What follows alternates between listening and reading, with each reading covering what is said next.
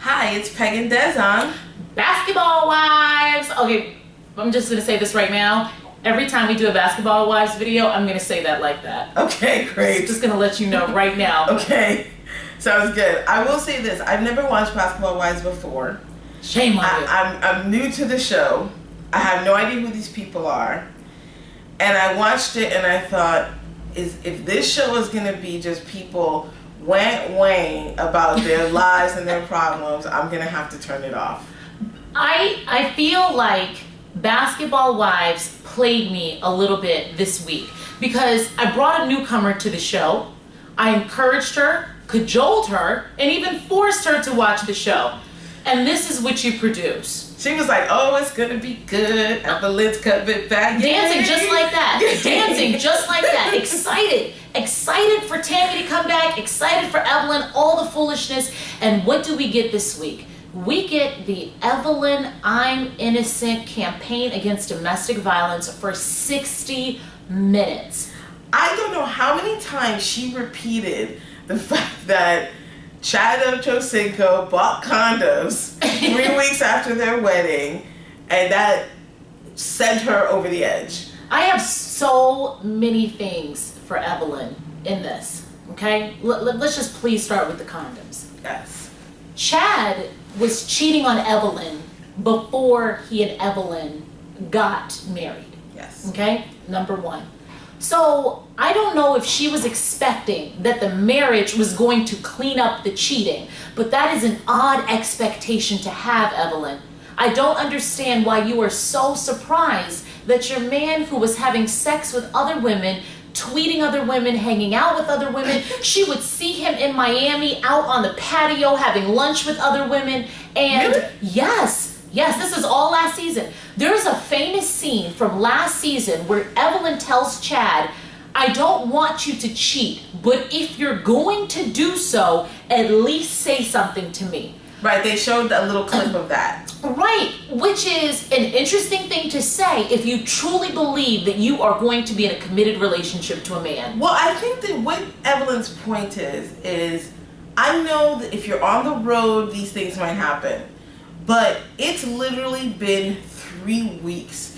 We should still be in the glow of our wedding.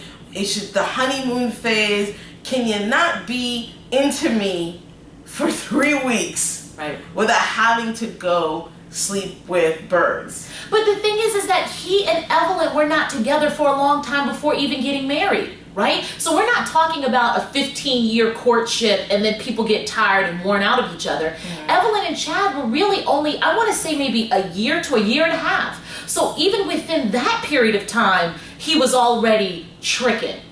I mean, that's when the sex is supposed to be hot and fresh and new, you know, that at least first year of the relationship. But I mean, so that expectation was just crazy to me. But here's the second thing for our girl Evelyn. I understand that she wants people to believe that she did not put her hands on Chad and that he completely initiated all of the physical violence that particular evening. Right. I wasn't there, you weren't there, right. You weren't there. But Evelyn, when you display violent behavior in the way that you have on the history of this show, it makes it very hard for people to believe you. And the thing is she didn't acknowledge that. Come on, Evelyn, don't forget about you and Tami getting into fisticuffs. Don't forget about you stepping on the table at the racetrack last year, leaping off the table to fight Jen. Don't forget that you were in the vineyard and picked up a full bottle of wine to throw at Mika. Well, listen, I watched a little bit of the Iyanla Fix My Life with Evelyn Lozada. And one point that Iyanla made, and I'm going to reference Iyanla, I can't say her name, because Tami did on last night's episode, which I thought was funny. She said, you're going to do all that with women. You're going to have all kinds of heat for women, but you're not going to do it with men because you are too afraid that they're going to leave you. Right. And I bought that. I actually bought that explanation given her history and her childhood and her father issues. So I think that there probably has been violence before in their relationship and that she probably has put hands on him before. Right. But I don't know that she's really gone all in. Like, she sounds like she's gone with these other women. No. I don't. Yeah, I don't believe that she kind of had violence towards him the way that she's had with women on the show. I also just don't believe, though, that she has kept her hands completely to herself for the duration of her relationship. I just find that hard to believe. I guess what this whole situation reminds me of is the Chris Brown and Rihanna situation. And the way that I thought about the Chris Brown Rihanna situation is, you two look like a couple who has laid hands on each other in the past. You may have hit him, he may have hit you. Previously, it wasn't that bad, but on a given night, it got terrible.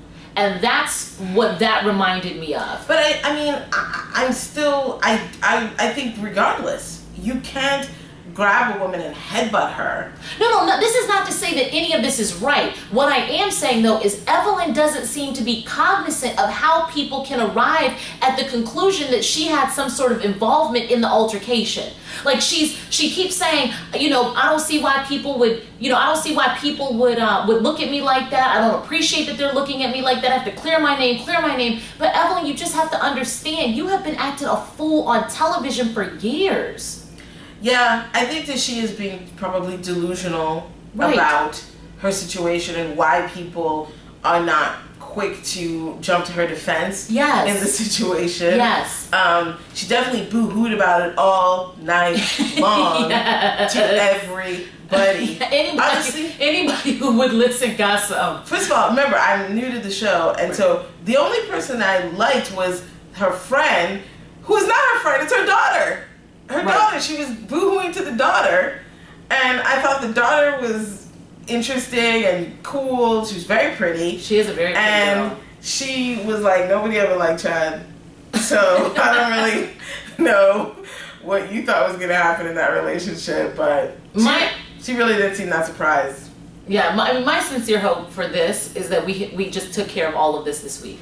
I really don't want to keep hearing about this for the rest of the season. I'm already over it, Evelyn. Well, we did also hear Tami boo-hooing about her mother. Now again, as a new viewer, I'm not emotionally attached to these women. I had a feeling that they wanted me to cry along with them. Right. Boo-hoo, Tami, your mom is dying. Boo-hoo, Evelyn, your husband of 2 minutes beat the shit out of you. You sound like a cold-hearted monster right now. I really didn't give a crap. I really didn't care. I was like, get on with the fighting or what is the storylines? Right. Who are these people? I wanted something a little bit more. Well, Tammy's mother did die a couple of weeks ago. Did she? Yeah, she did. So Tammy's mother has passed away. But Tami, this season, I was expecting for her to be a lot calmer this season because Tami had some medical issues. I think she had a stroke a couple of months ago, which is crazy because she's not old by any means. So yeah, she had a stroke, and so I am hoping that Tami will calm down throughout the season. But according to the previews, it doesn't look like that's going to happen. I saw her levy violence against Shaunie, talking about I'll hit her in the face. Well, that's what I mean. Is why am I going to have a lot of sympathy for these women? Right. When they're going to act like that a couple of episodes from now.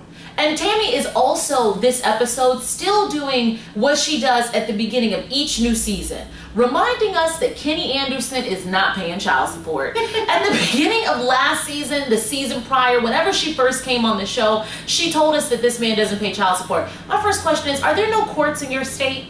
How come you can't get a court order for child support? Why can't you get his wages garnished? I don't understand why this is a recurring issue. Well, I thought it was funny that Shaunie's like, so all the bills are on you, your mom, the house, everything. And I'm like, wow, you have to support yourself? That's terrible. Right. That's so sad. What? Listen, we've had this conversation before. I support myself. She supports herself. You can support yourself, Tami. I don't want to hear it. Okay, you're getting Basketball Wives money. The weave Please. money? I thought Tami released a line of weave. I mean, her weave looks astronomically better this season than it has in the past. There you go. Evelyn's makeup looks better than it has in the past. It seems like everybody is softening up and looking more beautiful. Had a team. She had her hair person, her makeup person. Everybody was around her, floating around, and I was like, wow, she has an People are entourage. looking better. People are looking better, except Suzie. Well, Suzie, I don't really know what she looked like last season, but she explained that they cracked her jaw. You need to see the pre-Suzie face. Out.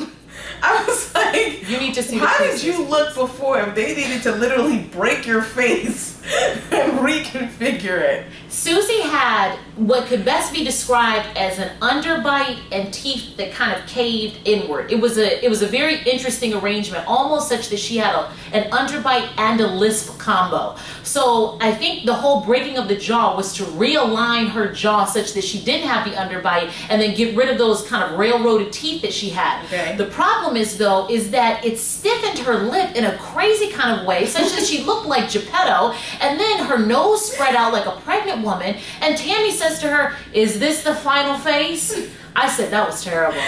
That was like, terrible. Your lips aren't moving. Your lips aren't moving. She was like, it looked real tight up in here. It looks real tight. She just called her out. So I'm hoping that Suzie's face loosens up this season. I think once her healing, proceeds, she'll maybe look better. I don't know. I mean, she looks good to me in that one little clip they did, a little talking head. I was like, she's not so bad. I think that's because I don't know. I feel like she traded in one problem and bought herself 10 more. I think that's really how I feel about the way Suzie's looking right now. It's unfortunate because it's her face. We'll all get used to it though.